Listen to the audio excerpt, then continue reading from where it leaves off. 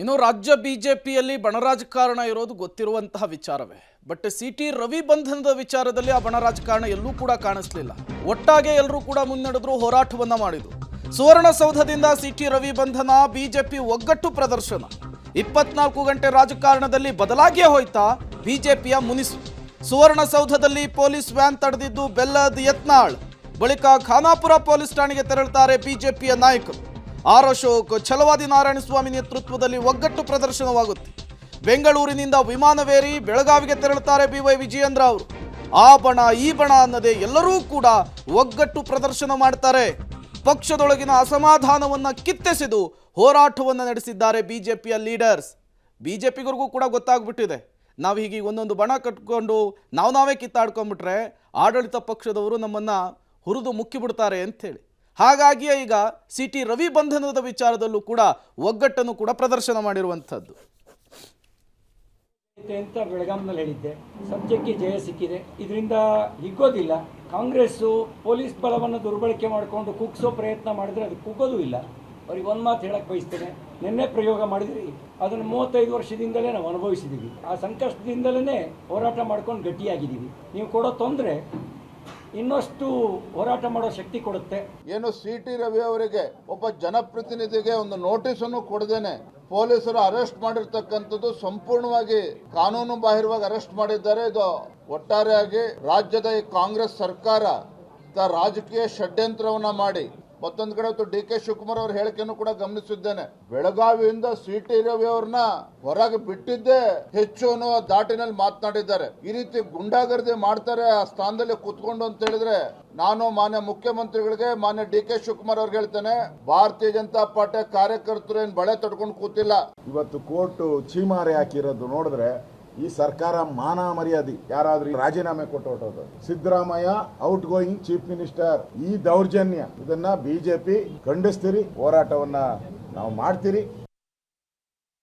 ಮತ್ತಷ್ಟು ಡೀಟೇಲ್ಸ್ ಅನ್ನು ಕೊಡ್ತಾರೆ ನಮ್ಮ ಪ್ರತಿನಿಧಿ ಮಸೂದ್, ನೇರ ಸಂಪರ್ಕದಲ್ಲಿ ಜಾಯ್ನ್ ಆಗಿದ್ದಾರೆ. ಮಸೂದ್, ಕಾಂಗ್ರೆಸ್ ಸೃಷ್ಟಿಸಿರುವಂತಹ ಈ ಸನ್ನಿವೇಶ ಬಿಜೆಪಿಯ ಒಗ್ಗಟ್ಟು ಪ್ರದರ್ಶನಕ್ಕೆ ವೇದಿಕೆ ಆಯ್ತಾ ಅಂತ ಹೇಳಿ, ನಾವು ಹಿಂಗೆ ಬಣರಾಜಕಾರಣ ಕಟ್ಕೊಂಡು ವೈಯಕ್ತಿಕ ಪ್ರತಿಷ್ಠೆಗೆ ಬಿದ್ದುಕೊಂಡು ವಾಗ್ದಾಳಿಯನ್ನು ಮಾಡಿದ್ರೆ ಆಡಳಿತ ಪಕ್ಷ ನಮ್ಮನ್ನ ಹುರಿದು ಮುಕ್ಕಿಬಿಡುತ್ತೆ ಅನ್ನುವಂತಹ ಒಂದು ಎಚ್ಚರಿಕೆಯ ಸಂದೇಶ ಈ ಮೂಲಕ ಆದರೂ ಕೂಡ ಬಿಜೆಪಿಯ ನಾಯಕರಿಗೆ ತಲುಪ್ತಾ ಅಂತ ಹೇಳಿ ಮಸೂದ್?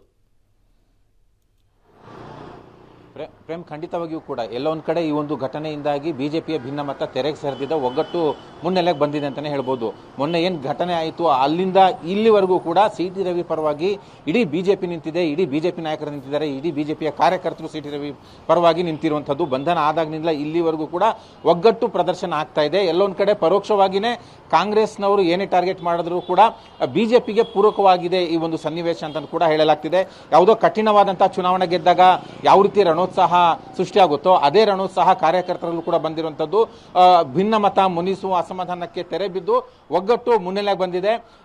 ಮೊನ್ನೆನೂ ಕೂಡ ಬಂಧನ ಮಾಡಿಕೊಂಡು ಖಾನಾಪುರ ಕರ್ಕೊಂಡು ಹೋದಾಗ, ರಾಮದುರ್ಗ ಕರ್ಕೊಂಡು ಹೋದಾಗ, ರಾತ್ರಿ ಎಲ್ಲ ಸುತ್ತಾಡಿಸಿದಾಗ ಬಿಜೆಪಿ ನಾಯಕರು ಕೂಡ ಹೋಗಿದ್ರು. ಖಾನಾಪುರ ಸ್ಟೇಷನ್ಗೆ ಹೋಗಿ ಅಲ್ಲೇ ಕೂತ್ಕೊಂಡಿದ್ರು, ಸಭೆ ಮಾಡಿದ್ರು, ಮುಂದೆ ಏನು ಮಾಡಬೇಕು ಅಂತ ಚರ್ಚೆ ಮಾಡಿದ್ರು. ನೆನ್ನೆನೂ ಕೂಡ ಬೆಳಗ್ಗೆನೆ ವಿಜೇಂದ್ರ ಅವರು ಕೂಡ ಹೋಗಿದ್ರು. ಆಲ್ರೆಡಿ ಅಲ್ಲೇ ಅಶೋಕ್ ಅವರು, ಇತರೆ ನಾಯಕರೆಲ್ಲರೂ ಕೂಡ ಅಲ್ಲೇ ಇದ್ರು.